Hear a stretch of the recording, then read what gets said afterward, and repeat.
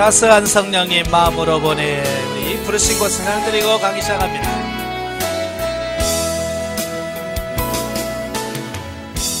따스한 성령님 마음으로 보내 내 몸을 감싸며 주어지는 평안함 만족함을 느끼네. 부르신 곳에서 나는 예배하네. 어떤 상황에도 나는 예배하네. 부르신 곳에서 나는 예배하네. 어떤 상황에도 나는 예배하네.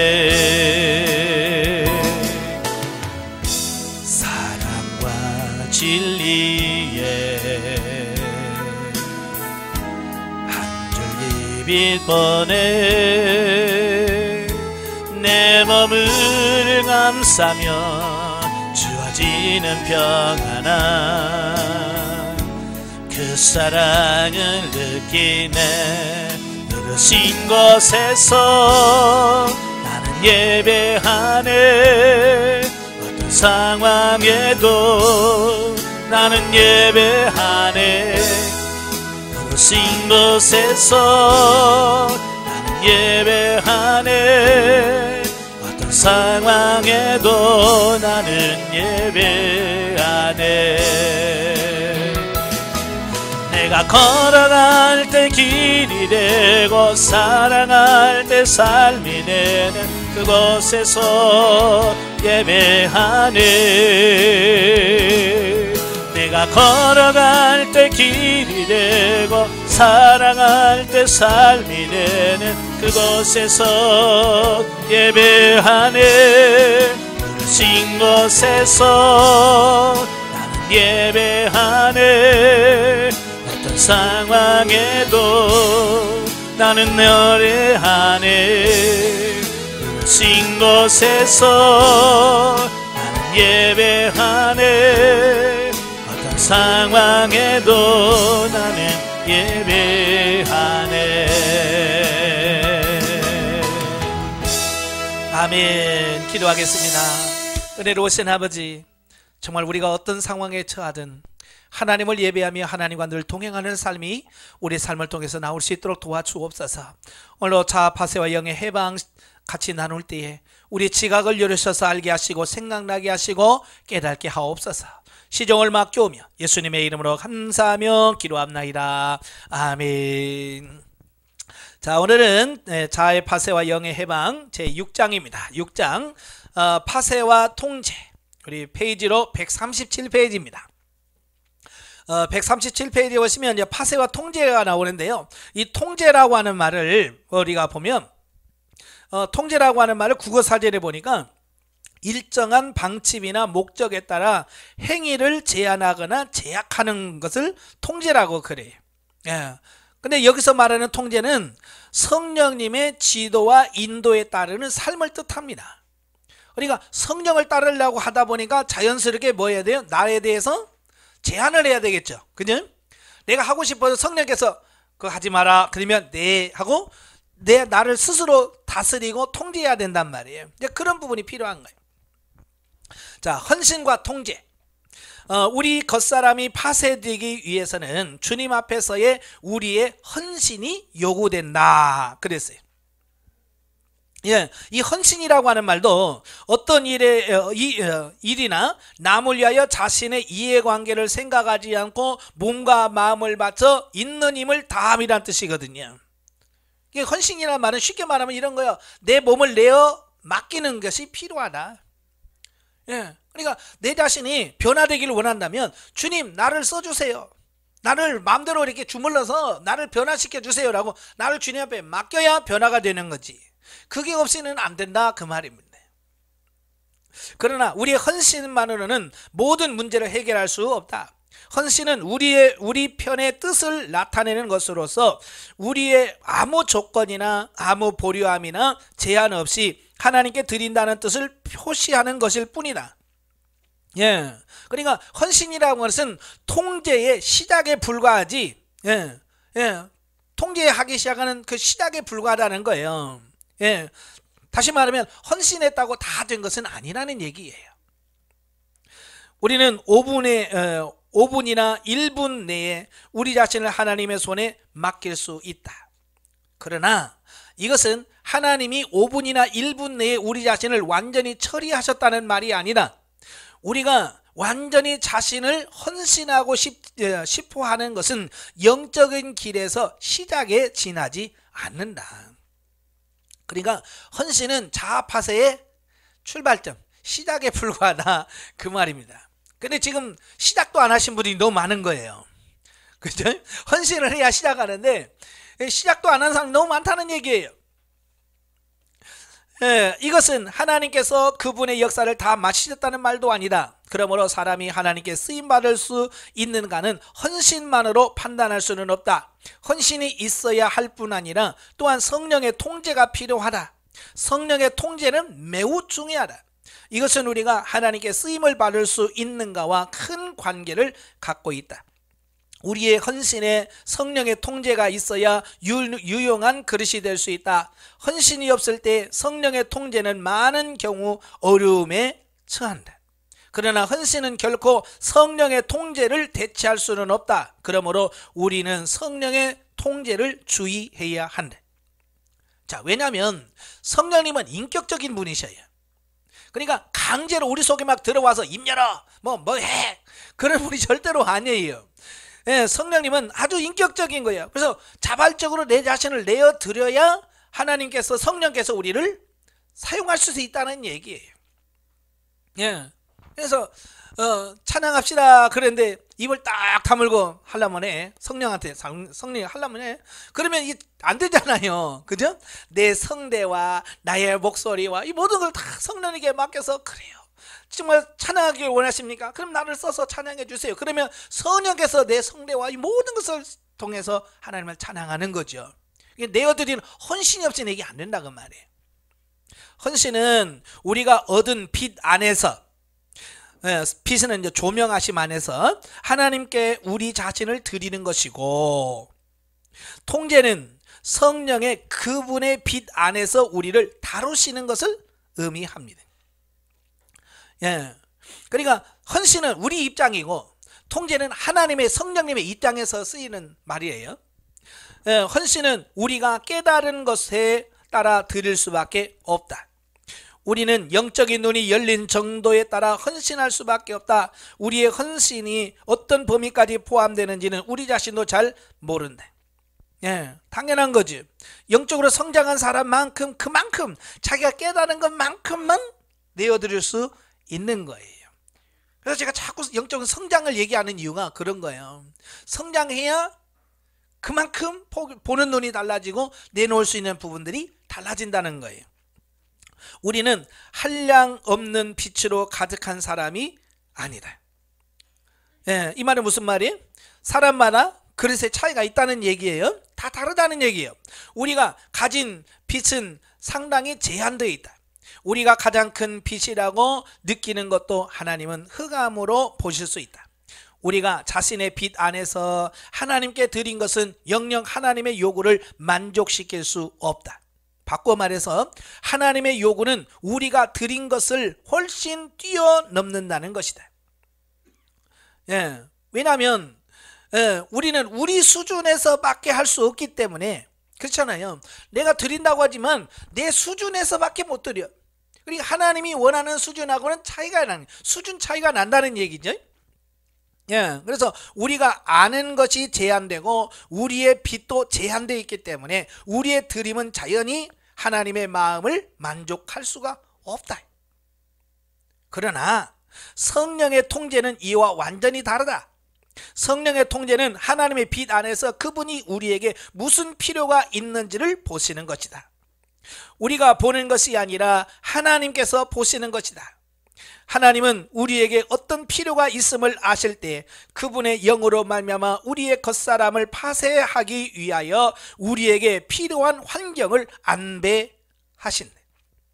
예, 하나님 우리의 형편과 우리의 모든 걸 너무너무 잘 아셔서 우리가 딱 맞는, 우리에게 정말 딱 맞는 환경과 모든 것을 하나님께서 허락하신다는 거예요.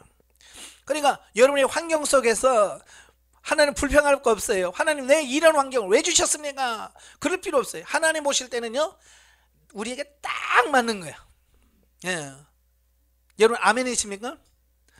예, 여러분의 남편 딱 맞는 사람이에요. 지금 여러분이 다니는 직장 딱 맞는 거예요. 예, 딱 맞아요. 근데 우리는 자꾸 안 맞다고 생각하는 거예요. 그 누군 안 맞다고 생각하는 건 내 수준이에요. 내 수준에서는 안 맞다고 생각하는 거예요. 내 수준을 따르지 말고 하나님의 수준에 따르리라고. 그러므로 성령의 통제는 우리의 헌신을 훨씬 능가하고 몇 배나 더 능가하래. 여기에 엄청난 차이가 있다. 성령의 역사는 하나님의 빛에 근거한다. 성령의 역사는 하나님께서 보신 것에 따라 이루어진다. 그러므로 오직 성령의 통제만이 철저하고 완전한 것이다. 그러니까 내가 하는 것과 성령님이 하시는 것은 차이가 날 수밖에 없다는 얘기예요. 예. 그러니까 우리가 성령에게 맡기셔야 돼. 내가 하려고 하지 말고 성령님 하시옵소서. 근데 우리는 이게 안 된단 말이에요. 성령님이 하시옵소서가 아니라 성령님은 그냥 쉬어요. 내가 할게. 그러니까 하나님 말고 내가 하려고 자꾸 하니까 문제가 생겨지고 안 되는 거예요. 내가 해봤잖아요. 내 수준을 알잖아요. 그 수준을 벗어날 수가 없는 거예요. 우리 자신은 우리가 어떤 환경을 당할지 알 수 없다. 우리가 가장 좋은 것을 택했다고 한 것에서 실수가 가득할 수밖에 없다. 그죠? 여러분도 어떨 때는 이게 최선이야 라고 생각해서 했는데 나중에 보면 그게 최선이 아닐 수가 있잖아요. 예? 예를 들어서 이거 집 사면 돈 벌 거야 그런데 망할 때 있잖아요. 예? 나는 최선이라고 생각했는데 최선이 아닐 때가 많다 그러면, 왜? 우리는 유한하고 한정되어 있기 때문에 우리의 능력은 한계가 있으니까 그럴 수밖에 없다는 거예요. 우리 자신이 우리의 필요라고 생각했던 것까지도 종종 하나님 보시기에 우리의 필요가 아니다. 우리의 편에서 본 것은 1000분의 1에 지나지 않을 것이다. 예, 그러나 성령께서 우리를 위하여 환경을 안배하실 때 성령은 하나님의 빛에 근거하여 안배하신다. 예. 그러니까 우리의 예상과 우리의 이성과 이 모든 것을 초월하시는 거예요. 그러니까 처음에는 우리가 황당할 수밖에 없어요. 왜? 우리 한계를 초월하셔서 보여주시고 이끌어 가시니까. 성령께서 안배하신 통제는 우리의 상상을 훨씬 초월한다. 문제는 많은 경우 우리는 이런 통제를 받기 위해 아직 준비되지 않았다. 예, 이런 통제를 받으려면 우리가 그걸 준비가 돼 있어야 되는데 이 준비가 안 돼 있으니까 이게 안 되는 거예요. 예, 또 우리에게 그런 것이 필요하다고 느끼지 않기 때문에 성령의 통제가 임할 때 우리는 놀라고 이상히 여긴다. 환경에서 성령께서 우리에게 안배해 주신 것은 우리의 상상을 훨씬 뛰어넘는다. 많은 성령의 통제는 마치 하나님께서 미리 통보하지 않으시고 큰 타격을 주시는 것 같이 모두 돌발적인 것이다. 그렇죠? 갑자기 일이 퍽퍽 터지죠? 왜요? 그래야 충격이 커요. 그죠? 그래야 충격이 크고 그만큼 깨지는 게 많은 거예요. 예. 우리는 자신의 빛 가운데서 있다고 생각할지 모르지만 하나님 보시기에 그것은 아주 미세한 빛에 지나지 않고 심지어는 빛이라고 할 수도 없다. 성령은 하나님의 빛으로 우리를 처리하신다. 우리는 우리 자신의 상태를 안다고 생각하겠지만 사실 우리는 우리 자신을 모르고 오직 하나님만이 우리를 아신다. 여러분도 그러잖아요. 여러분 자신을 잘 모를 때가 많죠. 가끔 그러죠. 나도 내 마음을 모르겠어 그러잖아요. 아니 자기인데 왜 자기 마음을 몰라요? 몰라요. 우리 인간은 자기인데도 자기 마음을 모르고 자기 생각을 모르겠대. 근데 하나님은 정확하게 하신다 그 말이에요. 우리가 그분을 영접할 때부터 그분은 우리를 위하여 모든 환경을 안배하셨다. 이게 사실이에요. 그러니까 여러분, 하나님이 여러분을 아시면서부터 언제부터 아셨을까요? 그러면 여러분 태어나기 전에, 창세전에 이미 여러분 아셨어요. 예? 에베소 3장 1장 3절에 창세전에 하나님이 여러분을 택정하사, 창세전에 하나님은 여러분을 이미 정하셨고요, 여러분을 통해서 어떤 사역을 해서 어떻게 쓰이실 것을 하나님 그때 다 계획 속에 다 들어있었던 거예요. 누구만 몰랐던 거예요? 그렇죠. 나만 모르고 살았던 거잖아요. 예? 근데 우리는 조금 이제 눈치라도 챘잖아요. 그죠? 근데 아직도 눈치 못한 사람이 더 많아, 눈치 챈 사람보다. 그래서 그분이 안배하신 모든 환경은 다 우리에게 큰 유익을 준다. 예. 그러니까 하나님은 우리에게 나쁜 쪽을 주신 게 없어요. 다 우리에게 복이고 우리에게 좋은 쪽으로 선택합니다. 다만 내가 봤을 때 그렇게 안 보인다는 게 문제예요. 그죠? 하나님이 가장 좋은 거를 줬지만 우리는 그게 좋다고 여기지 않는 게 이게 문제라고 말이에요. 그러니까 부모는 자식들에게 영양가 있고 몸에 건강에 좋은 걸 요리를 해주잖아요. 근데 자식은 다 만족합니까? 안 해요. 좀 몸에 좋은 거면 이런 거 안 먹어. 그 몸에 좋은 거야. 싫어. 우리 똑같아 지금. 우리가 하나님 앞에서 하나님께서 어떤 환경을 주고 너 이게 좋은 거야, 너 이거 이겨봐. 싫어요. 난 이런 거 안 해요. 왜? 하나님의 생각과 우리 생각이 다르기 때문에 그런 거예요. 우리는 이제 인정해야 됩니다. 예, 이거 다 하나님이 내게 주신 환경은 나의 유익을 위하여 주신 것이다 라고 하는 것을 인정하셔야 돼. 마음에 들든 안 들든. 예, 처음에는 인정이 안 돼요. 그러나 자꾸 성장할수록 하나님이 인정하시는 것을, 예, 하나님께 하시는 것을 인정하셔야 돼요. 처음에는 남편은요, 하나님께서 70억 중에 하나 선택해서 당신에게 붙여준 거예요. 뭔 소리야 그게 뭐. 그게 안 믿어지는 거예요. 근데 영적으로 조금 성장해 보면 이제 윤리 단계 들어가면 이게 이해가 되잖아요. 정말 하나님이 정말 딱 맞게 이 남편을 주셨구나. 이게 이제 서서히 인정되어지면서 이제 말씀하는 남편과의 관계를 통해서 하나님의 훈련을 들어가시면 그 이제 훈련으로 인식이 되잖아요. 근데 그게 안 되면 죽어도 남편을 죽게 하듯 안 됩니다. 남편의 순복하라는 말은 더더욱 안 됩니다. 예? 자꾸 뭘 따져요? 지금 시대가 어느 시대인데, 지금 조선 시대도 아니고 어떻게 남편의 말을 순복해? 요즘에는 여자 말 잘 들어야 세상이 잘 살아. 그러면서 끝까지 그걸 우기는 거야. 왜? 진리를 모르니까. 우리는 세대를 본받는 게 아니라고 그랬어요. 이 세상을 본받는 게 아니라 우리의 모든 삶의 기준은 성경 말씀이에요. 성경이 뭐라고 말씀하시느냐를 따라가는 것이 오늘 저와 여러분이 가야 될 길이거든요. 왜냐하면 그분은 우리를 아시고 우리의 필요를 아시기 때문이다. 하나님은 다 아셔. 우리의 체질까지, 심지어 우리의 머리털까지. 여러분 머리털 몇 개예요? 머리털은 참, 여러분 눈앞에 있는 눈썹 요거 몇 개예요? 이 자기 눈앞에 제일 눈앞에 있는 눈썹도 안 보여. 그게 우리요. 근데 하나님 우리의 머리털까지 세심받아 주셨대요. 그렇게 우리를 아시는 분이야. 그분이 필요를 아시고 다 주신다. 예. 그러니까 얼마나 정확한 걸 주시겠어요. 예? 우리는 아파서 병원에 가서 의사가 내 아픈 것만 꼭꼭 집어서 여기 아프죠? 여기 아프죠? 신통하네, 용하네 그러잖아요. 그 아픈 거 몇 가지 한다고 우리는 용하다고, 아주 훌륭한 의사라고 그러잖아요. 근데 하나님은 그 정도가 아니잖아요. 우리 머리털, 의사한테 가서 내 머리털 몇 개인지 아세요? 물어보세요. 의사가 뭐라고 하겠어요? 이 양반이 정신 나갔나? 왜 할 일 없이 머리털 세고 있어? 에? 그럴 거예요. 근데 하나님은 내 머리털까지도 세시고 하시는 분. 그분이 모든 필요를 따라서 여러분에게 주신 환경이란 말이에요. 그러니까 그 환경에 대해서 우리가 감사하고 이 환경을 통해서 주님이 정말 나에게 뭘 말씀하시려고 하는가, 예, 그걸 보셔야 돼요. 그래서 저도 목사로서 그래요. 어떤 때는 예배 시간에 아무도 없잖아요. 아무도 없어요. 하나님 왜 예배 시간에 아무도 없을까요? 이걸 통해서 나에게 뭘 말씀하시려고 하세요?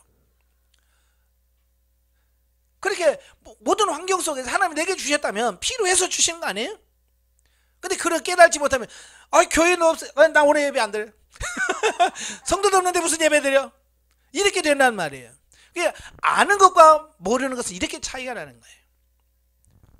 아는 사람은 하나님께서 뭔가 이 환경을 통해서 내가 지금 뭘 말씀하실 텐데, 주님 이 환경을 통해서 하나님 지금 뭘 나에게 말씀하시려고 하세요?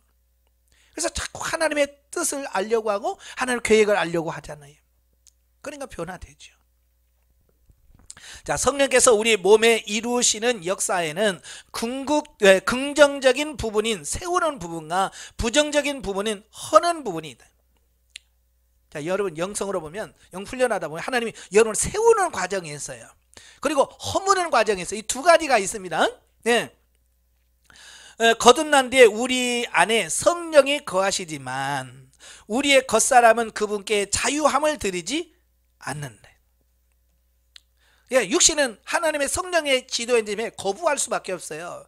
예, 체질적으로 다르니까.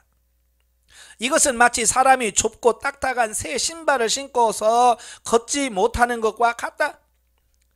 마치 안 맞는 옷을 입고 불편해하는 것과 똑같은 거예요. 처음에는. 예? 왜? 내 맘대로 막 살다가 성령의 통제를 받으려니 이게 쉬워요, 안 쉬워요? 마치 이런 거예요. 결혼하기 전에는 내 마음대로 살면 되잖아요. 내가 자고 싶으면 자고 내가 먹고 싶으면 먹고, 예? 하잖아요. 근데 결혼 딱 하면 어떻게 돼요? 내가 먹고 싶은 대로 먹어요? 내가 먹고 싶은 대로 남편이 이런 거 말고 다른 거 그러면 또 거기다 맞춰줘야 되고, 예? 처음에 일찍 자야 되는데, 예? 상대방 늦게 자면, 예? 같이 또 늦게 자야 되고, 참 이게 참 힘들잖아요. 저도 결혼해서 처음에 제일 먼저 부딪히는 게 잠자는 시간 가지고 오기. 저는 초저녁 잠이 많고 새벽에 일찍 일어나요. 근데 저희 집 사람은 늦게 자고 새벽에 늦게 일어나. 우리 완전히 정반대인 거야. 그러니까 저녁이 되면 8시 나올 때면 나는 자자 졸립다. 그런데 몇 시에 자냐고. 그럼 자야지. 그럼 뭐 이거 시간에 안 자냐. 그러면 지금 9시밖에 안 했는데 왜 자냐고. 대신 또 나는 새벽에 5시 6시 일어나. 그러면 지금 몇 시인데 일어나냐고. 그잖아요. 지금 몇 시인데 6시라고. 나는 해가 중천에 떴다고 그러면 그렇잖아요. 5시에 일어나는 사람이 6시도 안 일어나면 속 터지 불납니다. 이거 경험해보지 않은 사람 몰라요. 그걸 가지고 이제 하잖아요. 성령님도 마찬가지예요. 내 마음대로 살다가 성령님이 내 안에 들어오셔서 너 그렇게 하지 마라. 이렇게 해라. 저렇게 해라. 말씀하니까 이게 걸리잖아. 이게 거추장스러운 거야. 처음에는 그럴 수밖에 없는 거예요. 왜? 내 마음대로 살았다가 내 마음대로 안 되니까. 그래서 겉사람이 속사람에게 어려움을 주고 속사람이 겉사람을 지배할 수 없기 때문에 구원받은 후로부터 하나님은 우리의 겉사람을 처리하고 파쇄시킨다. 왜? 겉사람이 파쇄되지 않으면 겉사람이 계속 말을 안 들으면 속사람이 제대로 역할을 할 수 없잖아요. 그죠? 결혼해서 이렇게 서로 성격이 다를 때 어떻게 해야 돼요? 조금씩 양보해야 되잖아요. 그죠? 나는 9시에 자면 집사람 만약에 12시에 잔다. 그러면 우리 중간쯤에 10시 반에 잡시다. 그렇게 이렇게 맞추는 거잖아요. 그리고 새벽에는 몇 시에 일어납시다. 이렇게 서로 양보할 건 양보하고 그잖아요. 그러면 부부가 싸울 일이 없어요. 근데 대부분 그렇게 양보해요, 안 해요? 안 하잖아요. 나한테 맞춰달라는 거예요. 잠이 안 오는데 어떻게 일찍 자! 근데 아침에는 어떻게 눈을 떠! 그러면서 이걸 계속 하면 10년이고 20년이고 계속 그것 때문에 결혼 생활이 행복하지 않다라고 자꾸 생각하고 나중에는 황혼 이혼 생각하잖아요. 그것 때문에 다른 거 아니고. 자기를 버려야 될 때 버리지 못하고 양보할 때 양보하지 못하면 그렇다 그 말이에요. 그러니까 빨리 어떻게 하냐. 자기를 내려놓는 게 제일 좋은 거예요. 겉사람이 빨리 깨려서 빨리 속사람에게 영에게 나의 삶을 맡겨야 돼. 그러기 위해서 하나님 우리를 파쇄하시는 거거든요. 하나님께서 우리의 겉사람을 처리하실 때 그분은 우리가 필요하다고 생각하는 방법을 쓰지 않으신대. 그분은 우리에게 무엇이 필요하고 우리의 어떤 부분이 유난히 강하며 속사람이 통제할 수 없는 부분들을 찾아내셔서 그분이 아시는 바대로 우리를 처리하신다. 우리가 힘든 이유가 이거예요. 내가 하나님 이것 좀 바꿔주세요. 그러면 그건 놔둬. 그러니까 처리하지 않기를 원하는 그냥 놔두세요 한 걸 꼭 건든단 말이에요. 그러니까 힘든 거예요.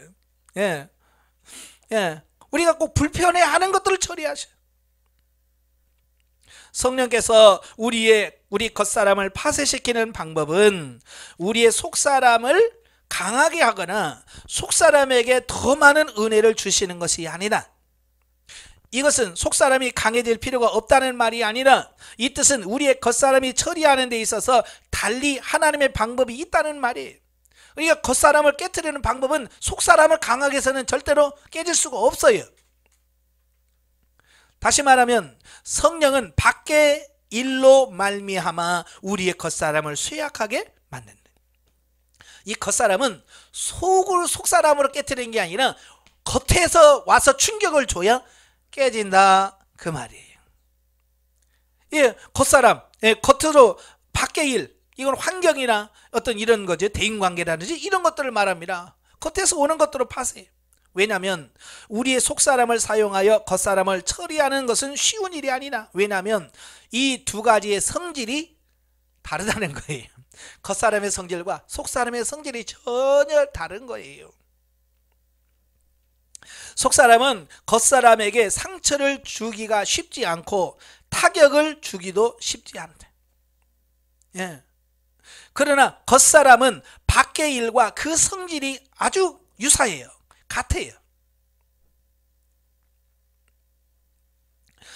아주 쉽사리 밖의 일에 영향을 받는다. 예, 그러죠? 옆에서 조금만 누가 옆에서 시비 걸면 금방 열 확 내죠? 예, 밖의 일에는 아주 예민합니다. 겉사람에는. 밖의 일들은 겉사람에게 타격을 주고 아픔을 느끼게 한다. 왜 밖의 일로 자꾸 치느냐면 가장 충격을 줄 수 있는 것이 겉사람이기 때문에, 겉의 일이기 때문에 그렇다고 말이에요.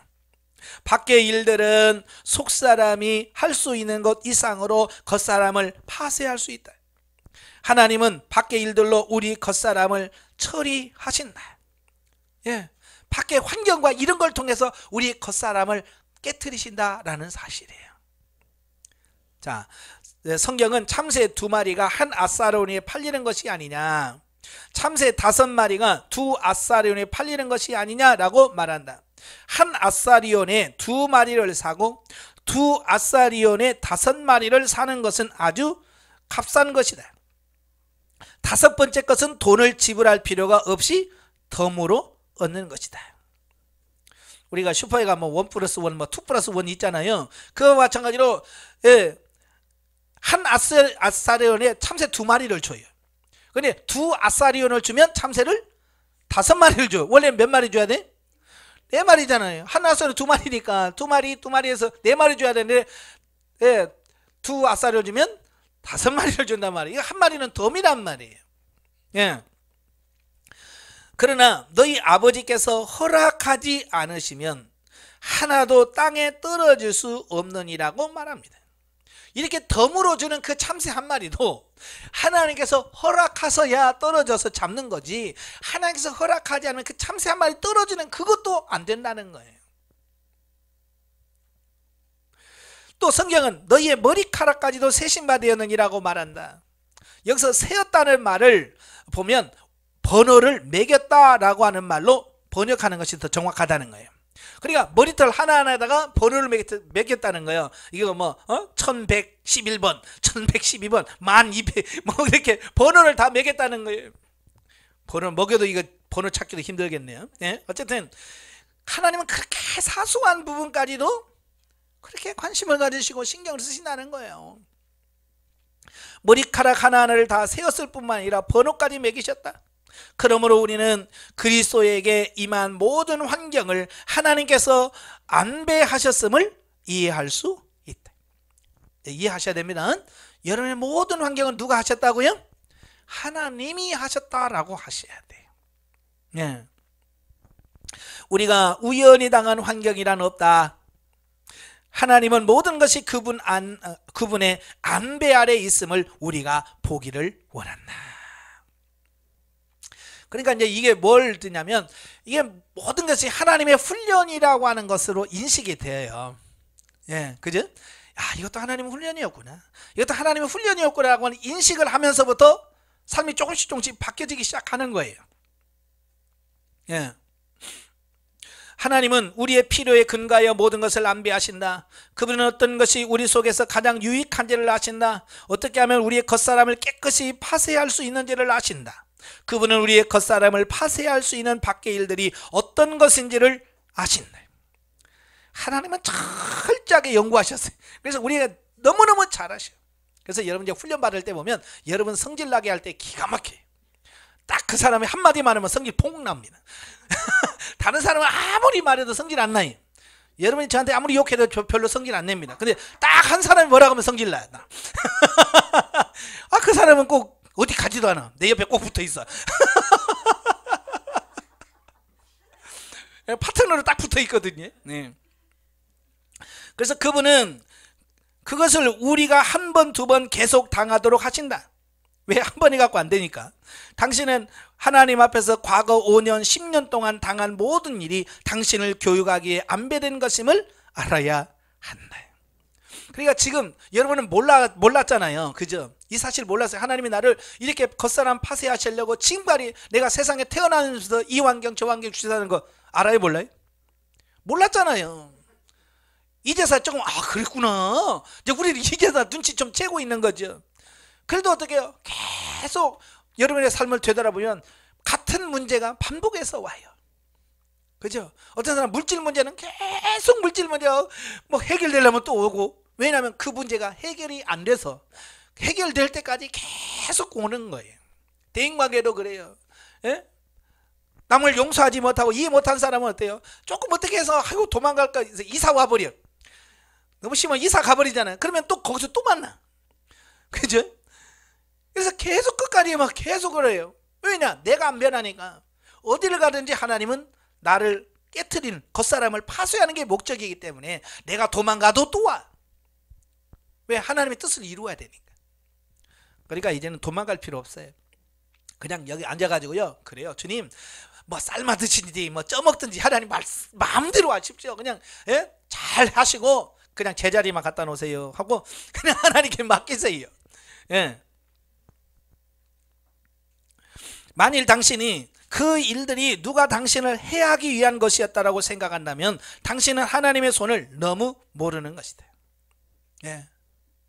만일 당신이 자신의 운이 좋지 않다고 생각한다면 이것은 당신의 성령의 통제를 조금도 모른다는 것을 증명합니다. 예.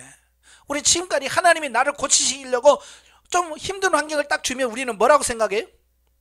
하나님이 왜 나를 이렇게 괴롭혀요? 하나님, 나 힘들게 하지 말아요. 나 건들지 말아요. 우리 하나님이 내게 유익하려고 환경 주셨는데 우리는 그걸 거부하고 자꾸 배척한다고 말이에요. 그래서 제가 기도하는 게 아니라 데모한다고 표현하잖아요. 예. 하나님은 그걸 통해서 나를 변화시키려고 하는데 나는 자꾸 그걸 거부하는 거야. 데모가 그거잖아요. 하려고 하면 하지 마라, 하지 마라, 이게 데모잖아요. 하나님 앞에서 주님 그거 하지 마세요, 그거 주지 마세요, 이건 뭐 데모하는 거죠. 그러니까 지금까지 우리가 수없이 철회하면서 금식하면서 기도했지만 변화되지 않은 이유가 데모만 했지 내 자신을 바꾸려고 하지 않았단 말이에요. 이제는 좋은 환경이든 나쁜 환경이든 내 마음에 들든 안 들든 하나님께서 나를 변화시키시려고 이 환경을 주셨다는 것을 인식하시고 감사합니다 일단 받아들여요. 일단 받아들인 다음에 주님 어떻게 할까요? 어떻게 해야 내가 깨질까요? 어떻게 해야 내가 새로워질 수 있을까요? 라고 고민하면서 하나님 앞에 나가셔야 돼요. 근데 예수 안 믿는 사람은 보통 그래요. 이건 팔자요.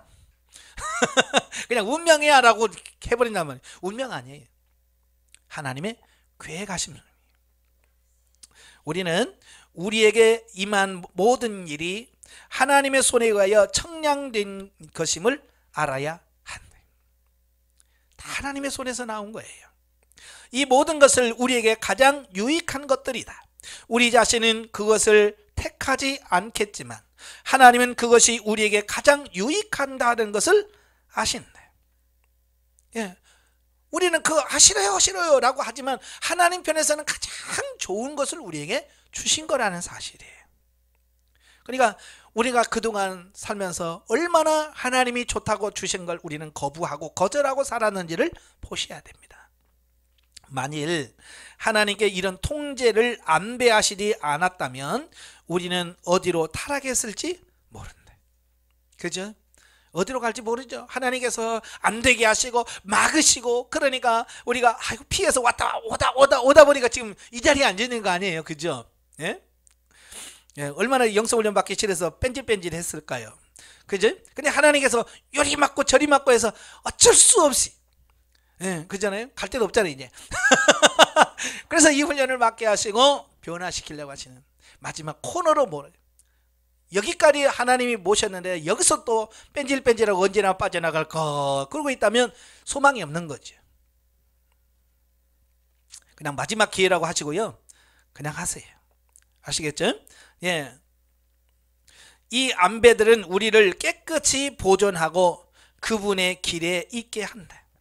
이 안배들은 가장 좋은 것들이라 하나님은 그것들보다 더 좋은 것을 우리에게 주실 수 없다.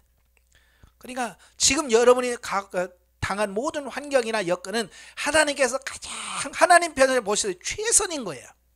우리 입장에서 최선이 아니죠. 예. 그렇지만 하나님 입장 최선인 거예요. 그걸 인정하시고 그걸 받아들이십시오. 많은 사람들이 순종하지 못하고 입에 원망을 갖고 마음에 거스름을 갖는데 이것은 아주 어리석은 일이다. 하나님 왜 이것밖에 안 줘요? 하나님 왜 이 정도로밖에 안 주셨어요? 이건 어리석은 행동이라는 거예요. 우리는 이 모든 것이 성령께서 안배하신 가장 좋은 것임을 기억해야 한다. 아멘. 예. 그래서 지금 우리가 있는 환경이 가장 좋다. 늘 지금 내 있는 환경이 가장 좋다. 내 집이 지금 제일 좋아.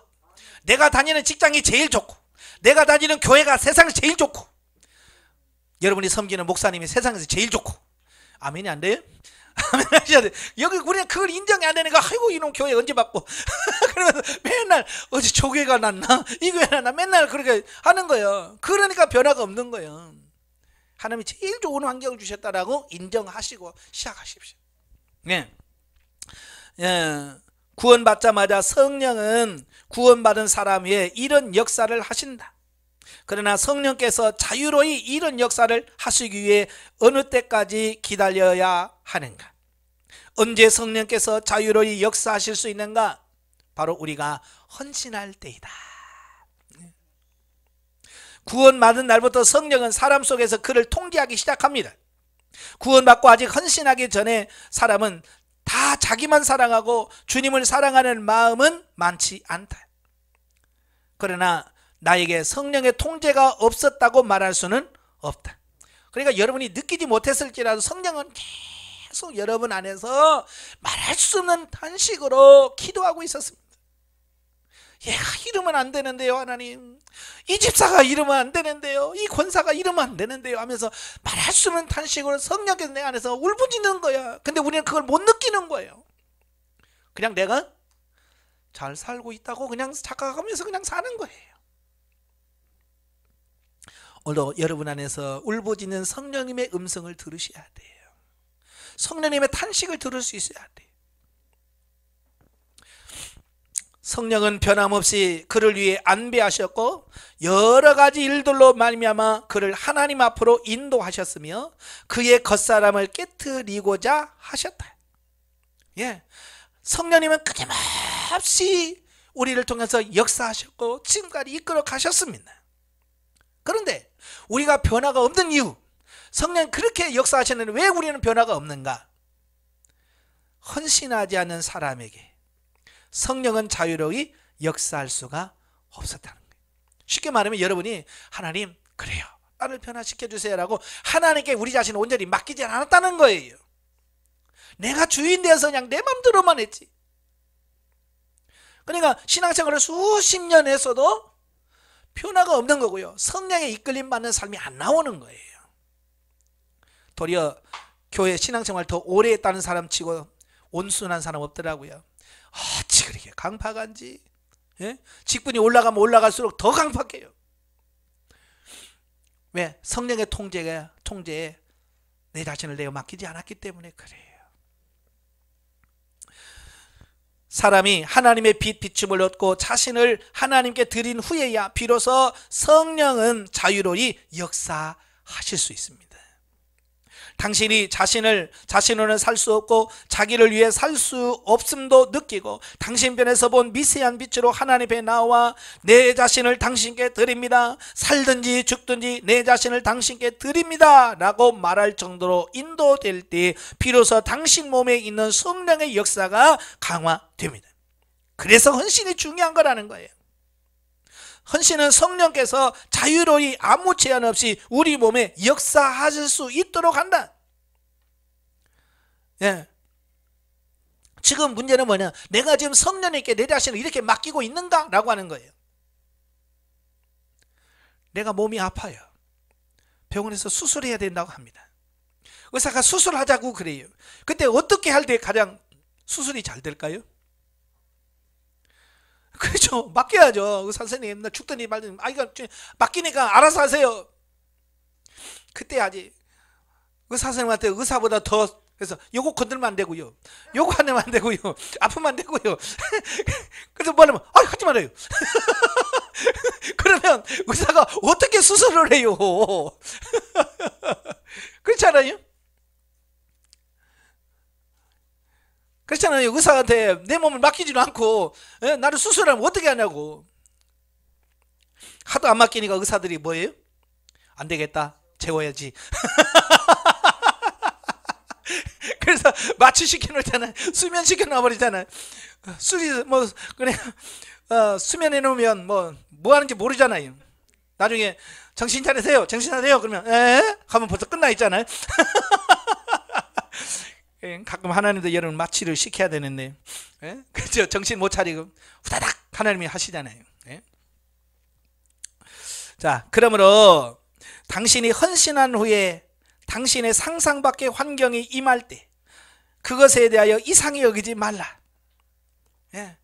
그래야 여러분이 생각했던 것 이상으로 문제가 막 꼬일 때 이상하게 생각하지 말라는 거예요. 이게 하나님 훈련이 시작되었구나, 이걸 인식하라는 거예요. 이런 환경이 임하는 것은 당신이 아무 조건 없이 자신을 주님의 손에 맡긴 적이 없기 때문이다. 당신이 주님께 주여 당신이 보시기에 내게 가장 유익한 것을 내게 이루소서라고 말한 적이 있기 때문이다. 이렇게 헌신할 때 성령님은 자유로이 아무 고려 없이 당신에게 역사하신다. 우리가 주님의 길을 가지 않는다야면야 말할 것이 없겠지만, 만일 우리가 주님의 길을 가기를 원한다면 우리는 절대적으로 성령의 통제하는 역사를 주의해야 한다. 참 저도 예전에는 참 기도하면서 하나님과 많이 대들었어요. 많이 싸웠어요. 기도가 하나님과 교제가 아니라요, 싸움이었어요. 늘 우리가 하나님 그러면 안 됩니다, 하나님 그러시면 안 되죠. 그래서 맨날 그랬다니까요. 지금도 그런 사람들 많아. 기도하러 가서 하나님과 싸우고 와, 밤새도록. 그러지 말기를 바래요. 참 영성훈련 받고 나서 하나님께서 정말 깨닫게 하시는 게 이거였어요.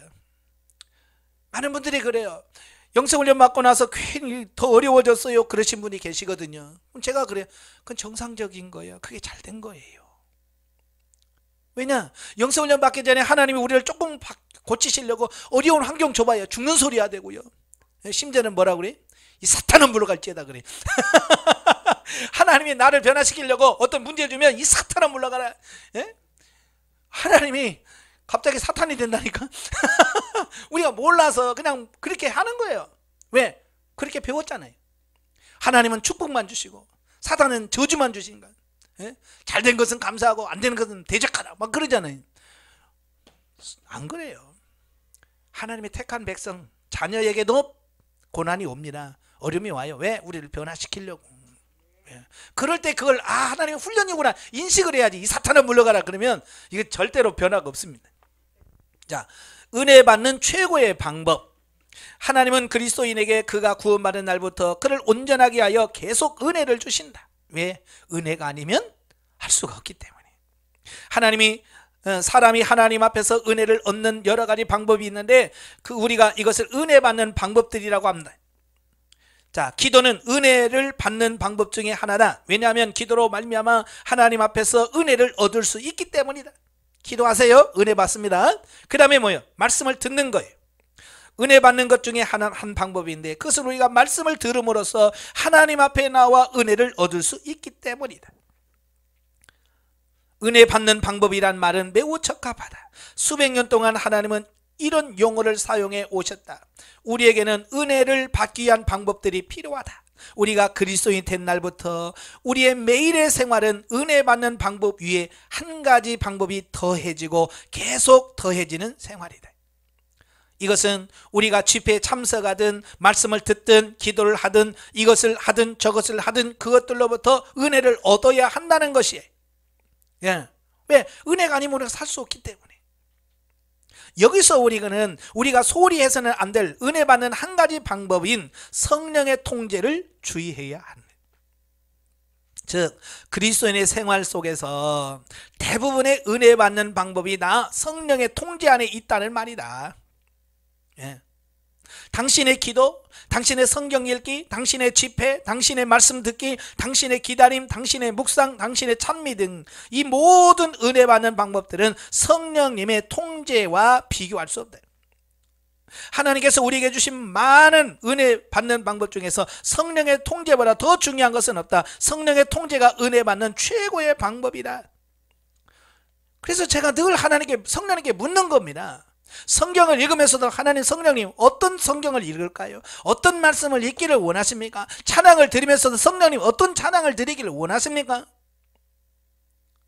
사람을 만나서 얘기할 때 하나님 어떤 얘기를 할까요? 이게 뭐예요? 성령의 통제 속에 내가 들어가는 거예요. 근데 보통은 내가 읽고 싶은 성경 읽고, 예?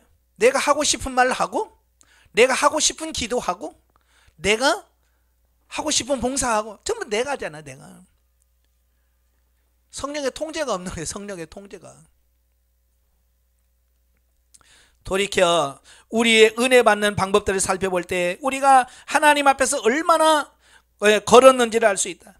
만일 우리의 영적 성장에도 기도만 의지하거나 말씀 듣기 또는 성경 읽기만을 의지한다면 또 은혜 받는 방법들이 주로 이것들 뿐이라면 우리는 한 가지 중요한 은혜 받는 방법을 잃어버리는 것이다. 그것도 중요한 거예요. 기도하는 거 중요합니다. 그러나 그것만 해서는 안 된다는 얘기예요. 우리가 매일 거치는 일들, 그것들은 가정 일이든 학교나 공장의 일이든 심지어 길에서 발생하는 일이든 이 모든 일은 전부 성령께서 우리가 최대의 도움을 얻고 최대의 유익을 얻도록 우리를 위하여 안배하신 것들이다. 예. 그러니까 여러분들이 행하는 모든 일 가운데 어떤 부딪히는 모든 부분들이 하나님께서 여러분을 위해서 안배해 놓으신 부분이에요. 예. 그래서 직장에서 누구 부딪히면 또 성령께서 이걸 통해서 나를 또 깨지라고 이 사람 붙여주셨구나. 하나님 감사합니다. 어떻게 해야 깨질까요? 이렇게 가야 돼. 근데 우리는 뭐라고 그래? 저 인간 보기 싫어서 내가 이 직장 그만두지 이러면서 그걸 전혀 눈치를 못 챈다는 건 말이에요. 만일 우리가 이런 유익을 얻지 못하고 은혜 받는 최고의 방법을 모르고 이 은혜 받는 최고의 방법을 받아들이지 않는다면 이것은 막대한 손실인 것이다. 성령의 통제는 매우 중요하다. 이것은 그리스도인의 생활에서 가장 중요한 은혜 받는 방법이라고 말할 수 있다. 성경 읽기가 성령의 통제를 대체할 수 없고 기도로 성령의 통제를 대체할 수 없고 집회도 결코 성령의 통제를 대체할 수 없다. 각종 은혜 받는 방법들은 다 성령의 통제를 대체할 수가 없다. 예, 그 어떤 것도 성령의 통제를 받는 것을 대체할 수가 없습니다. 우리는 성경을 읽어야 하고 말씀을 들어야 하며 여러 가지 은혜를 받는 방법들이 필요합니다.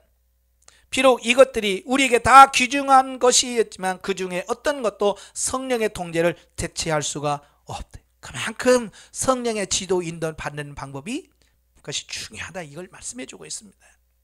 만일 우리가 성령의 통제 방면에 잘 배우지 못한다면 우리는 그리스도인이 되기 어려울 것이고 또한 하나님을 잘 섬기지 못할 것이다. 말씀 듣는 것은 우리 속에 영양분을 얻게 하고 기도는 우리의 속사람을 소성케 할 수 있고 하나님의 말씀을 읽는 것은 우리 속에 적셔짐을 얻게 하고 다른 사람을 돕는 것도 우리의 영을 해방되게 한다. 그러나 만일 우리 겉사람이 여전히 강하다면 성령님이 우리를 만날 때 우리에게서 혼합됨을 만지게 되고 우리가 깨끗하지 않다는 것을 느끼게 된다.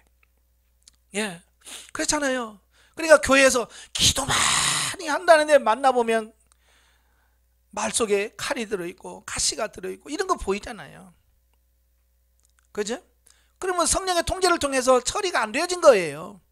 봉사 많이 한다는데 만나보면 인상 팍 쓰고 있고 세상 근심 걱정 혼자 다 짊어지고 있고, 왜 성령의 통제를 안 받고 하기 때문에 그렇다 그 말이에요. 여러분도 다 그랬잖아요. 그죠? 여러분 처음 왔을 때 여러분의 얼굴 기억나세요? 여러분 기억 안 나시죠? 저는 여러분이 저한테 왔을 때 얼굴 제가 다 사진 찍어 놨어요. 기억 속에. 그래서 가끔 제가 아이고 얼굴 좋아지셨네요. 그 말은 그 처음에 여러분이 본 얼굴과 지금이 많이 달라졌다는 얘기예요. 그만큼 하나님이 여러분을 다스리고 훈련하시고 연단해서 조금 벗겨냈다 그 얘기죠. 또 사람들은 한 면으로 당신의 열심을 느끼면서도 다른 면으로는 당신의 혼잡함을 느낄 것이다. 그들은 한 면으로 당신이 진실로 주님을 사랑한다는 걸 느끼면서도 다른 면으로 당신이 자신을 사랑한다는 것도 느낄 것이다. 또 한 면으로는 여기에 귀한 한 형제가 있다고 느끼면서도 다른 면에서는 여기에 겉사람이 파쇄되지 않은 강팍한 형제가 있다는 것을 느낄 것이다. 쉽게 말하면 이중적인 모습이 나타난다 그 말이에요. 기도만 하고 말씀만 읽으면 그 면에는 좋아. 그래 다른 면에는 안 좋은 면이 드러난다 그 말이에요. 우리가 그러고 있더라 그 말이죠. 우리가 온전케 되는 것은 말씀을 들을 때나 기도할 때나 성경을 읽을 때만이 아니라 가장 온전케 되는 것은 성령의 통제이다. 폴라든 성령님 어떻게 할까요? 성령님 어떻게 하기를 원하십니까? 저는 기도할 때도 그냥 기도 제목 갖고 가지 않아요. 기도하면서 성령님, 오늘 기도할 때 성령님께서 저에게 기도할 제목을 주시고 내 기도를 이끌어 가시옵소서. 그래서 기도 제목도 성령님께 맡겨요. 예. 그러면 성령께서 기도 제목을 주시면서 이렇게 돌아가면서 성도를 위해서 기도할 자를 위해서 기도하게 하시고 기도할 문제를 놓고 기도하게 하시고 그렇게 하셔요. 예. 그러므로 우리는 한 면에서 완전한 헌신을 하는 것이 필요하다. 그러나 결코 헌신이 성령의 통제를 대체할 수 있다고 생각하지는 말라. 헌신이란 성령께 기회를 부여하고 다음과 같이 말하는 것이다. 주여 당신의 손에 내 자신을 맡겨오니 당신께서 자유로이 역사하소서. 주여 내가 필요하다고 느끼는 것을 내게 주옵소서. 예. 이렇게 성령님께 맡기셔야 돼요. 주님이 삶아 먹든 볶아 먹든 하나님 마음대로 하세요. 이래야지.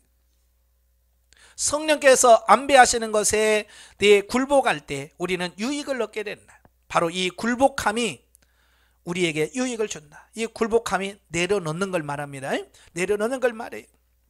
만일 굴복하지 못하고 계속 하나님과 따지고 자신을 쫓아 행한다면 우리가 어떻게 행동하든 우리의 길은 올바른 길이 아닐 것이다. 지금 그리스도인이 다 이러고 살고 있잖아요. 하나님 맨날 그러시면 안 됩니다. 하나님 앞에 대적하며 살잖아요. 우리 편의 기본적인 문제는 바로 아무 조건과 제한 없이 아무 보류함 없이 자신을 하나님께 드려서 하나님께서 우리를 자유로이 처리하실 수 있도록 할 수 있느냐, 여기에 달려있다는 거예요. 만일 하나님의 모든 안배가 우리의 최고의 유익을 위한다는 것을 깨달았다면 우리가 가장 괴롭다고 느끼는 일도 우리에게 유익될 것이다. 만일 우리가 이렇게 우리 자신을 하나님께 의탁한다면 성령님은 여러 가지 일들을 사용하여 우리를 다루실 것이다. 예. 고난이 축복이라고 하는 게 여기서 나와요. 예. 여러 가지 다루심, 하나님의 훈련이죠. 자, 어떤 사람은 특정한 것에서 해방받지 못한다. 이게 사람마다 다 달라요. 어떤 사람은 다른 건 다 하는데 그냥 돈 문제만 나오면 막 그걸 통과 못한 사람이 있어요. 예? 갑자기 돈 얘기에 막 열받고 막 성질내는 사람이 있거든요. 왜 그분의 통과를 못해서 그렇고. 예, 주님은 그런 사람을 다루시되 한 가지씩 그 사람을 다루신다. 심지어 의복, 음식, 가장 미세한 것들까지도 하나님은 그냥 두지 않으신다. 예, 성령은 가장 아주 섬세하기 때문에 한 가지 작은 것도 소홀히 하지 않으신다. 예, 그래서 하나님 훈련 들어가면요, 하나님께서 우리 입는 옷, 마시는 거, 먹는 것까지도 하나님께서 다 말씀하셔요. 예, 제가 말씀드렸잖아요. 지금 커피 안 마신다고요. 예, 콜라 사이다 안 먹는다고요. 제가 하나님 뭘 마실까요? 하나님께서 이 탄산음료는 내 몸에 해로우니라 그 한마디에 끊었어요. 커피 내 체질에 맞지 않느니라 한마디에 끊었어요. 이게 성령께서 조명해 주시고 그게 하면 하나님께서 이렇게 작은 것까지도 하나님께서 이렇게 끊게 하시고 절제하게 하시고, 예? 사람들이 그래요. 어떻게 그걸 끊었어요? 쉽던데요. 성령이 하시니까 쉬운 거예요. 내가 끊어야지 그러면 이거 힘들 텐데 성령께서 말씀하시고 아멘 하니까 그 순간부터 딱 끊어지는 거예요. 이게 참 성령의 역사가 이래서 다른 거예요. 예. 담배 피는 사람, 술 먹는 사람 계속 이거 끊어야 되는데 맨날 그러고 살잖아요. 왜? 성령께서 역사하지 않으니까 그런 거예요. 그러니까 술 먹고 담배 피는 사람에게 끊어 그러지 말고 성령님께 하나님 부탁합니다. 이거 끊게 해주세요. 그래서 성령께서 그의 생각을 딱 주관하면 그냥 끊어지는 거예요. 인간의 의지 갖고 하니까 이게 안 되는 거거든요. 자, 당신은 자신이 사랑하고 있는 어떤 물건이 있다는 것을 모를 것이다. 예, 하나님은 여러 가지 물건을 통해서 우리를 다루십니다. 예, 그러나 그분은 그것을 아시기 때문에 그것을 처리하시되 아주 세세히 처리하신다. 당신의 이런 것들이 제해지고 이것들부터 당신이 해방될 때 비로소 당신은 완전한 자유를 얻게 됩니다. 예, 나보다 나를 더 잘 아시는 그분이 내가 뭘 좋아하시는지 내가 뭘 마음을 빼앗겨 있는지 다 아셔요. 예, 그래서 그걸 가지고 하나님께서 역사하셔요. 성도들 중에 집 가지고 그렇게 하시는 분들 많거든요. 예, 집. 그러니까 하나님께서 집 갖다가 뭐, 예? 집도, 예?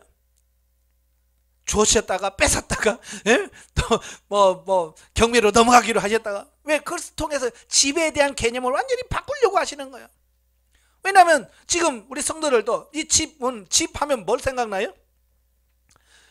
이걸 해가지고 재테크 해가지고 돈 벌어서, 그 집이라고 해서 내가 쉬고 편안한 어떤 걸로 인식하는 게 아니라 어떻게 돈을 벌어서 이렇게 할까라고 생각하는 게 들어있다면, 그러니까 하나님께서 그런 사람 사고를 갖고 있으니까 집을 사면 다른 사람은 돈을 많이 버는데 우리는 자꾸 집을 사면 집이 떨어져. 또 팔면 집값이 올라.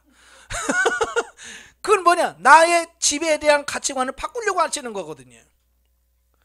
그러니까 그걸 빨리빨리 해야 되네. 그걸 몰라. 아이고 내가 또 늦었네. 빨리 가서 또 해.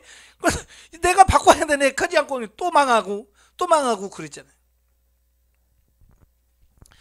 예, 물건을 통해서 하나님은 우리를 이렇게 다루십니다. 예, 우리가 기억하지 못하는 일들을 주님이 기억하시고 잊어버리지 않으신다.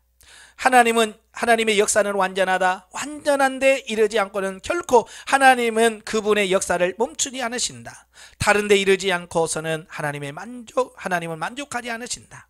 때때로 하나님은 사람을 사용하여 당신을 다루신다. 아까 첫째는 물건을 통해서 다루시고요, 두 번째는 사람을 통해서 다루십니다. 당신에게 화를 내고 당신을 시기하는 사람을 안배하거나 당신이 경시하는 사람을 안배하여 당신을 다루신다. 여러분 주변에 어때요? 까다로운 사람 있어요, 없어요? 있다는 얘기는 아직 내가 변화돼야 될 그 부분이 남아있다는 얘기예요. 저는요 그런 분이 하나도 없어요. 그 사람은 뭐예요? 그 부분이 약간 통과되신 분이에요. 그 부분에 통과되신 분들이에요. 다루심을 받기 전에 당신은 자신이 얼마나 더럽고 얼마나 혼잡한지 알지 못한다. 그죠? 그런 사람 만나기 전에는 내가 세상에서 나 같은 사람 없어. 나같이 착한 사람이 없어. 그냥 막상 그 사람 만나서 속이 뒤집어지면 아이고 내가 이거 뭐 사람이 아니라는 걸 느끼는 거예요. 그러면서 깨지기 원하시는 거예요. 그러나 당신이 하나님의 다루심을 받을 때 비로소 당신이 혼잡됨이 없이 얼마나 심각한지를 보게 될 것이다. 그래서 자꾸 네가 얼마나 심각한지를 봐라. 그래서 자꾸 사람들을 통해서 찔러대는 거거든요. 전에 당신은 자신을 주님께 완전히 드린 사람으로 생각할지 모르나 성령의 통제를 받고서 당신은 많은 밖의 일들을 당신에게 얼마나 영향을 주는지를 알게 된다. 때때로 그분은 우리의 생각을 다루신다. 예, 세 번째, 생각을 통해서 다루십니다. 우리의 생각은 혼잡하고 야만스러우며 자신을 쫓아 생각하며 속박을 받지 않고 스스로 똑똑한 체하며 우리가 모든 것을 알고 있다고 생각하고 종종 자신이 남보다 더 섬세하다고 생각하기 때문에 그분은 우리가 우리 생각을 함부로 쓰지 못하도록 한 번, 두 번 우리를 벽에 부딪히게 하시고 심지어는 넘어지게 하신다. 그렇죠? 내 생각대로 했다가 실패하게 만드시는 거예요. 그럼 뭐예요? 너 네 생각대로 하지 마라. 네 생각대로 하면 실패하는 거야? 라고 하는 것을 우리 가르쳐 주는 거거든요. 만일 우리가 은혜를 입었다면 불을 무서워하는 것 같이 우리 자신의 생각을 두려워해야 됩니다. 손을 불에 댈 때 우리는 즉시 손을 움츠린다. 이와 같이 어떤 생각이 우리 생각이라고 느낄 때 우리는 즉시 뒤로 물러나서 주님께 이것은 내가 생각한 것입니다. 나는 나의 생각을 두려워합니다 라고 말해야 됩니다. 근데 우리는 생각을 가지고 생각대로 산단 말이에요. 이걸 거부할 수 있어야 되는데 내 생각을 거부하지 못하는 거예요. 혹 하나님은 여러 가지 환경을 안배하셔서 우리의 감정을 다루실 것이다. 예, 하나님은 환경을 통해서 우리를 다루신다. 어떤 사람은 감정을 지나치게 열렬하다. 그가 즐겁다고 느낄 때 당신은 그를 멈추게 할 수 없다. 그가 답답해할 때 당신은 또한 그를 위로할 수 없다. 그의 온 존재가 감정 안에서 생활한다. 그가 답답함을 느낄 때 당신은 그를 찬송을 부르게 하지 못한다. 그가 즐거움을 느낄 때 그를 진중하게 하지 못한다. 즐거움은 그를 경솔함으로 이끌고 답답함은 그를 게으름으로 이끈다. 그는 완전한 감정의 지배를 받는다. 감정 안에 살 때 그는 감정을 옳은 것으로 생각합니다. 그래서 사람들은 감정의 지배를 받아요. 그래서 막 좋으면 막 헬렐레 하고 막 사고, 막 슬프면 또 세상 근심 걱정 혼자 다 지고 있고요. 자, 그렇잖아요. 그러므로 하나님은 각종 환경을 일으켜서 그의 감정을 다루신다. 그래서 그가 근심하고 싶어도 근심하지 못하게 하고 즐거워하고 싶어도 즐거워하지 못하게 한다. 그는 자신의 감정으로 살 수 없고 오직 하나님의 은혜와 긍휼로 말미암아 살 수 있게 된다. 그래서 영적으로 어린 사람일수록 감정이 기복이 심해요. 감정의 기복이 심해요. 그러니까 그만까지만 막 할렐루야 그러니까 좀 이따가 인상 팍 쓰고 있고, 어리면 감정의 지배를 받기 때문에 성장하면 그런 감정의 기복이 별 차이가 없습니다. 성장해 보세요. 성장하면 그게 달라져요. 감정에 이끌린 것이나 감정을 다스리고, 슬퍼도 슬픈 감정을 다스릴 수 있고, 기뻐도 그 기쁜 감정을 다스릴 수 있고, 그렇게 돼야지. 어떤 사람의 문제는 유난히 그의 생각에 있다. 어떤 사람은 문제는 감정에 있다. 그러나 모든 사람에게 이런 비정상적인 생각이나 감정이 있는 것은 아니다. 아까도 그랬죠. 사람마다 다 다르다고 그랬어요. 그래서 다루심이 다 다른 거예요. 여러분도 하나님이 다 다루심이 다른 것은 사람마다 다, 어떤 사람은 생각의 지배를 받고, 어떤 사람은 감정의 지배를 받고, 어떤 사람은 환경의 지배를 받고, 어떤 사람은 사람의 감정을 받고, 다 이런 지배를 받기 때문에 물질의 지배를 받는 사람은 물질 훈련을 막 시키는 거예요. 그러니까 가끔 보면 나는 왜 이렇게 물질로 훈련이 많은지 몰라? 왜? 그 사람은 물질의 가장 지배를 많이 받기 때문에 그걸 다스리는 훈련하는 거예요. 그럼 그거 끝나면 다음 파트로 넘어가겠죠? 이제 물질 끝냈니? 그러면 대인관계 붙자. 그래서 이제 그 다음 단계 넘어가는데 이걸 통과를 못하니까 다음 과로 못 넘어가는 거예요.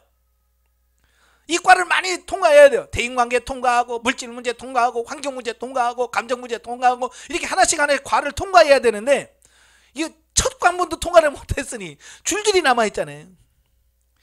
빨리빨리 통과하시길 바랍니다. 예?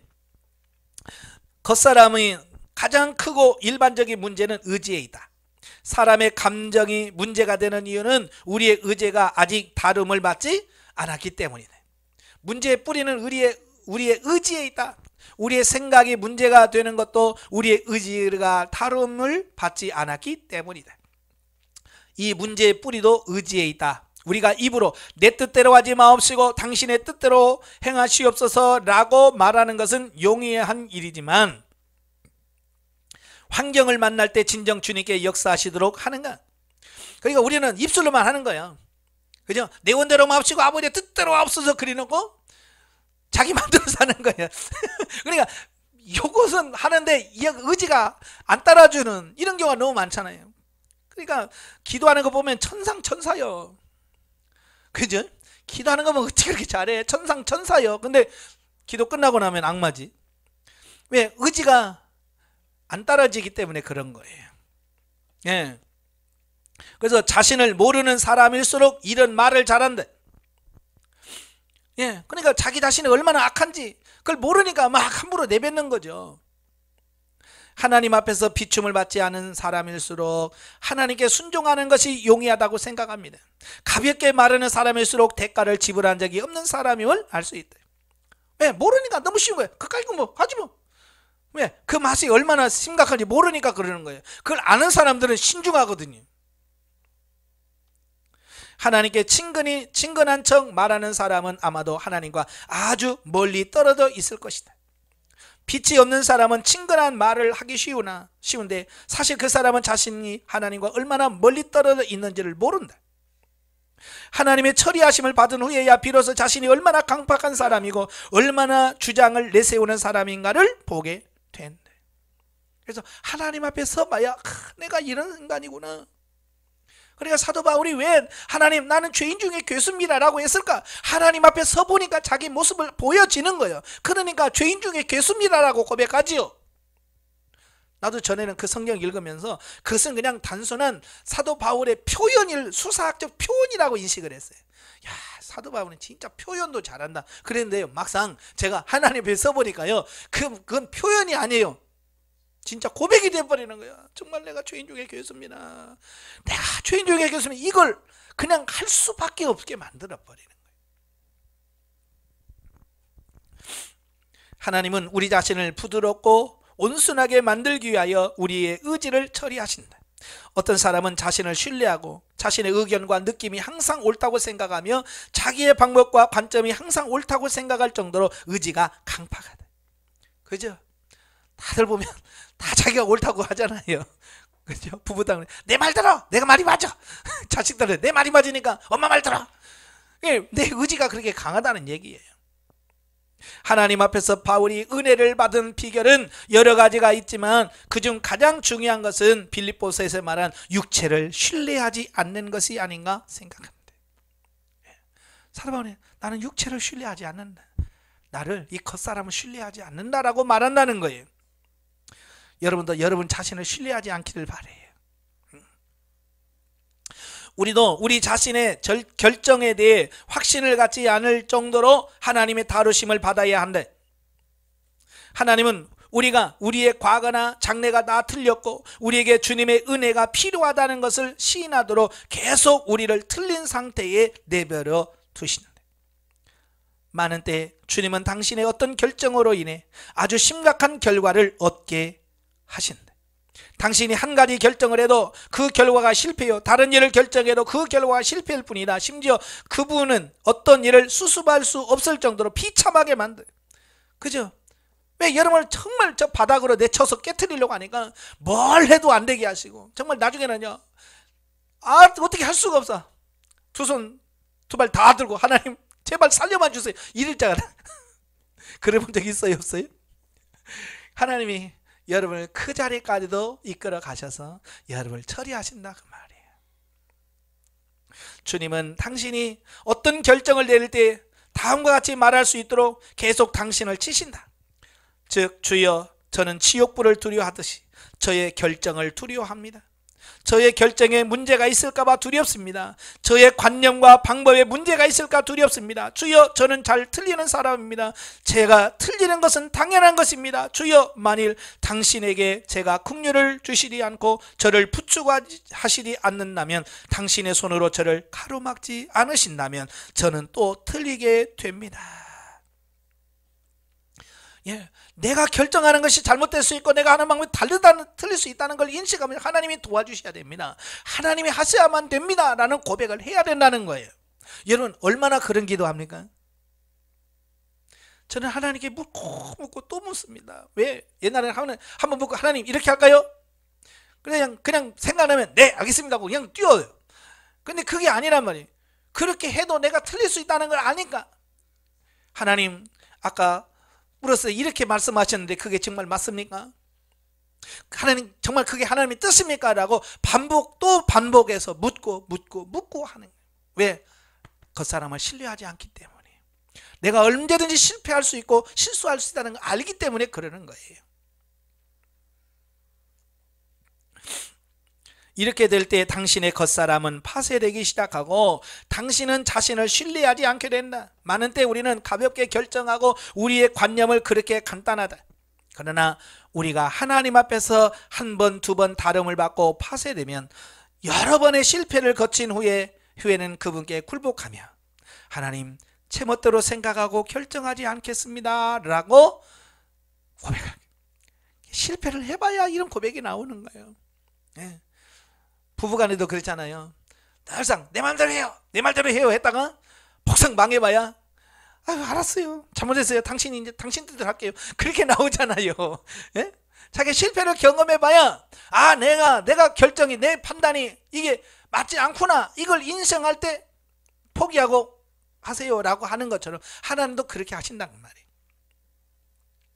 하나님은 여러 가지 일과 사람들로 말미암아 여러 방면으로 우리를 처리하실 것이다. 이것이 성령님의 통제다.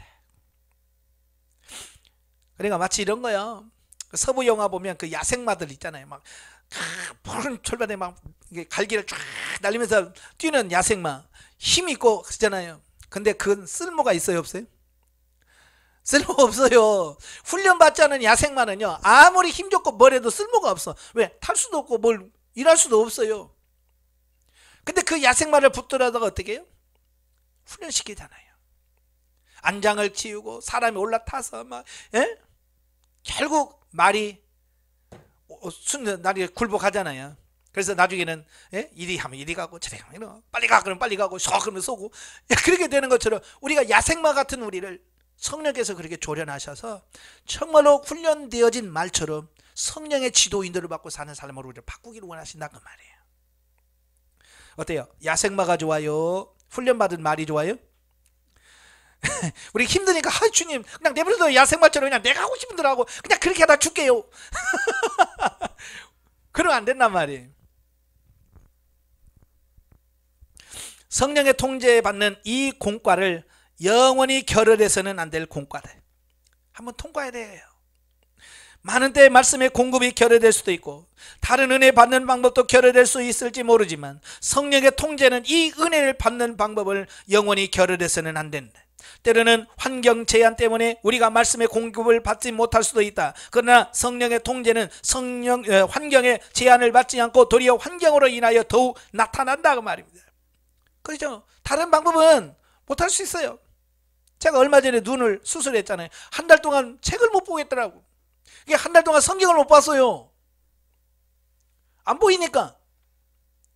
그런데도 할 수 있는 건 뭐냐? 성령의 통제는 계속해서 끊이지 않는 거야. 하나님 어떻게 할까요? 오늘 뭐 할까요? 성령에게 묻고 성령에 동행하는 사람은요, 환경과 이런 거 아무 상관없어요. 눈 다 앞서도 얼마든지 할 수 있고요. 네. 다 할 수 있다 그 말이에요. 당신은 말씀을 들을 기회가 없다고 말할 수 있을지 모르나 성령님의 통제받을 기회가 없다고는 말할 수 없다. 예, 그죠? 말씀을 들을 기회가 없을 수도 있어요. 예배 못 드릴 수 있는 분위기도 있을 수 있어요. 그러나 성령의 통제는 방해받지는 않아요. 사도 바울은 감옥에서도 성령의 통제를 받고 성령의 지도인들을 받았잖아요. 왜냐하면 성령은 매일 우리를 위하여 환경을 안배하시고 언제 어디서나 당신에게 배울 공과를 주시기 때문이다. 그러니까 성령님은 장소와 시간 뭐 이런 것 전혀 제한을 받지 않으시고 시간적인 제한도 안 받으시고 역사하시는 분이에요. 만일 당신이 하나님 앞에서 항복한다면 성령의 통제는 당신의 필요를 채울 수 있을 것이다. 여기서 항복이라고 하는 게 뭐예요? 내 의지를 내려놓고 주님께 맡기는 걸 말합니다. 또한 이것은 말씀의 공급보다 훨씬 뛰어나다. 우리는 마땅히 이 길을 알아야 한다. 오직 말씀의 공급만이 은혜 받는 방법이라고 결코 잘못 생각을 하지 마라. 우리는 성령의 통제가 은혜 받는 최고의 방법임을 잊어버리지 말아야 한다. 예, 많은 분들이 그래요. 나요 하루에 성경 몇 장 읽고요, 기도 몇 시간 해요. 그게 중요한 게 아니라고 그랬죠. 얼마만큼 삶 속에서 성령의 통제를 받고 성령의 지도인들을 받고 성령을 따라 사느냐가 중요하다고요. 그걸 놓치면 성경 읽고 기도하는 것은 별 의미가 없는 거예요. 왜 성경 읽어요? 왜 기도합니까? 네, 성령의 지도인을 받기 위해서 하는 거예요. 그래서 은혜 받는 이 많은 방법 중에서 오직 성령의 통제만이 은혜 받는 최고의 방법이다. 성령의 통제는 학문에 있는 사람만이 얻는 것이 아니고 학문이 없는 사람도 얻을 수 있다. 영리한 사람은 얻을 수 있고 우둔한 사람은 얻을 수 없는 것이 아니다. 은사만 있는 형제만 얻을 수 있고 은사 없는 형제는 얻지 못하는 것도 아니다. 성령의 통제는 우리 각 사람을 차별하지 않으신다. 이게 중요한 거예요. 성령님은 통제는 아무도 차별하지 않으셔요. 누구나. 같은 분은 목사님이니까 그러죠. 자꾸 저분은 목사님이나 그러죠. 아니 목사 똑같다니까요. 제가 그래 목사라고 뭐 눈이 4개입니까? 예? 뭐 심장이 2개예요? 똑같아요. 사람 똑같은 사람이 단지 직분만 다를 뿐이지. 똑같아. 우리가 하나님의 자녀라면 누구나 아무런 조건 없이 하나님의 손에 자신을 맡길 수 있고 누구나 성령의 통제가 우리 몸에 있다는 것을 볼 수 있다. 성령의 통제 안에서 우리는 매우 실질적인 공과를 배우게 된다. 아마 어떤 사람은 말씀의 공급과 기도의 은혜와 믿는 이와 교통하는 이러한 은혜를 받는 방법들이 좋지 않느냐라고 말할 것이다. 예, 다 좋은 방법들입니다. 그러나 다른 은혜 받는 방법 중에서 성령의 통제를 대체할 것이 없다는 거고요. 기도가 성령의 통제를 대체할 수 없고 말씀의 공급도 성령의 통제를 대체할 수 없으며 성경 읽기도 성령의 통제를 대체할 수 없고 묵상도 성령의 통제를 대체할 수 없다. 왜냐하면 당신은 온전케 되어야 할 뿐 아니라 또한 파쇄되어야 하기 때문이다. 당신의 몸과 아직 파쇄되지 않은 것들, 영혼 안으로 가져갈 수 없는 것들이 너무나 많다. 그래서 하나님께서 이거 영원하지 않은 것들을 하나씩 깨뜨려서 파쇄시켜서 떨어져 나가게 만드시는 거예요. 영성훈련은 바로 그런 목적 하에서 우리 진행하는 거예요. 하나님 앞에 섰을 때 얼마나 변화된 모습으로 하나님 앞에 세워질까. 자, 실행적인 십자가. 십자가는 교리만이 아닌 실행되어야 하는 것이다. 십자가는 십자가가 우리 몸에서 실행되면 우리 자신의 것들이 다 허물어져야 한다. 여러분 십자가는 뭐예요? 죽음의 형틀이에요. 죽는 곳이에요. 우리가 죽음의 자리로 가야 돼요. 예, 우리가 1번, 2번, 10번, 20번 치심을 받을 때 우리는 자연히 방자히 행하지 않고 교만하지 않을 것이다. 우리가 교만할 때 기억력을 사용하여 교만하지 말아야겠다고 생각하는 것은 통하지 않는다. 기억력을 사용한 겸손은 5분밖에 지속될 수 없다. 하나님의 치심을 받을 때 비로소 우리의 교만이 거꾸러진다. 내 의지로 안 된다는 거죠. 본래 나는 교만한 사람이었으나 하나님의 1번, 2번, 20번 치심을 받을 때 항복하고 다시 교만하지 않게 된다. 하나님은 완전히 내가 항복할 때까지 계속 치시는 거예요. 그러니까 많이 안 당하는 방법은 뭘까요? 빨리 손드는 거죠. 항복. 격투기 하는 선수들 보면 그렇잖아요. 막 하다가 목이 확 조이거나 그러면 어떻게 해요? 빨리 태그를 친다고 목을 조릴 때 너무 못 견디겠으면 빨리 탁탁탁 치면 상대방이 놓아요. 근데 이걸 안 치면 나중에 기절해버려요. 진짜로 기절해버려요. 예? 그냥 빨리 항복하는 게 이게 쉬운 거예요. 예. 자, 가르침과 교리와 기억력은 겉사람을 허물어뜨릴 수 없다.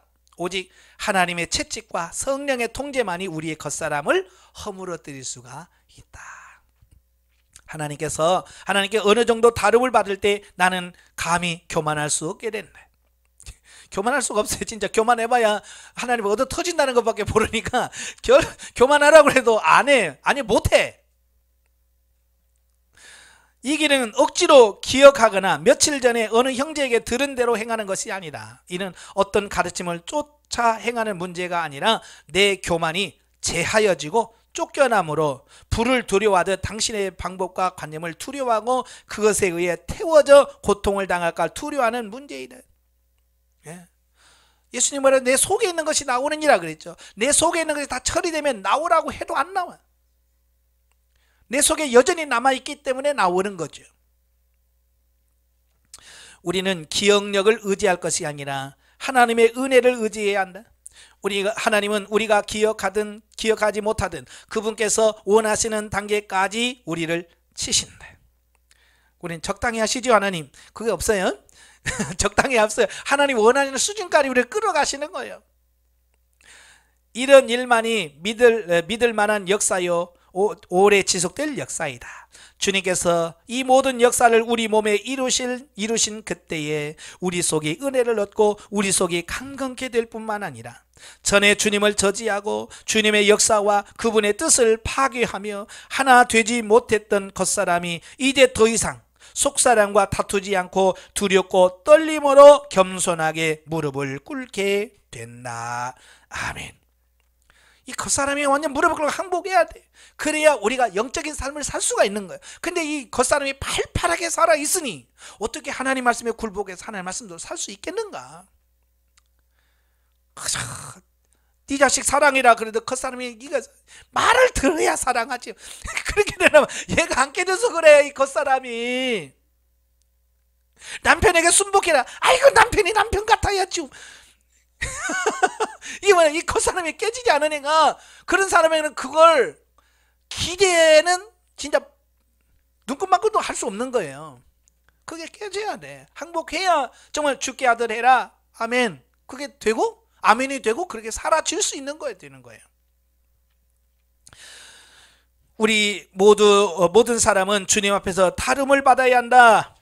과거 우리의 나라를 돌이켜 볼 때 우리는 주님께서 우리의 껍질을 깨뜨리시고 겉사람의 단독적임과 교만과 이기적임을 제하기 위하여 한 가지씩 처리하신 것을 보게 될 것이다. 돌이켜 생각해 보면 주님께서 행하신 모든 역사는 다 의미가 있다.